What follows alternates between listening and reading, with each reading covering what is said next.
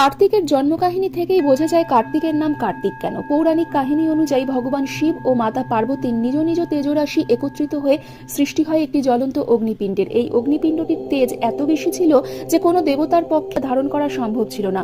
অগ্নিদেব এই অগ্নিপিণ্ডটি দেবী গঙ্গাকে অর্পণ করেন, কিন্তু দেবী গঙ্গাও এই অগ্নিপিণ্ডের তেজ বেশি সময় সহ্য করতে পারেননি। অবশেষে অগ্নিপিণ্ডটি আশ্রয় নেয় সরবনে। এই সরবনেই জন্ম হয় এক তেজদীপ্ত শিশুর। বনবাসিনী 6 জন কৃত্তিকা সর্বপ্রথম এই শিশুটিকে দেখতে পান, আর অদ্ভুত সুন্দর এই শিশুটিকে দেখে কৃত্তিকাদের মাতৃত্ব জেগে ওঠে। শিশুটি হঠাৎ কান্না শুরু করলে কৃত্তিকাগণ সকলেই তাকে দুগ্ধপান করাতে ইচ্ছা প্রকাশ করেন। এমন সময় এক অদ্ভুত চমৎকার ঘটে। এই দৈব শিশুটি 6টি মস্তক বিশিষ্ট শরীর ধারণ করে, যাতে 6 জন মাতৃরূপিণী কৃত্তিকা একসাথে একসময় দুগ্ধপান করাতে পারেন। বাল্যাবস্থায় কৃত্তিকাদের দ্বারা লালিত পালিত হওয়ায় এই শিশুটির নাম হয় কার্তিক। 6 মস্তক বিশিষ্ট হওয়ায় তাকে সরাননও বলা হয়।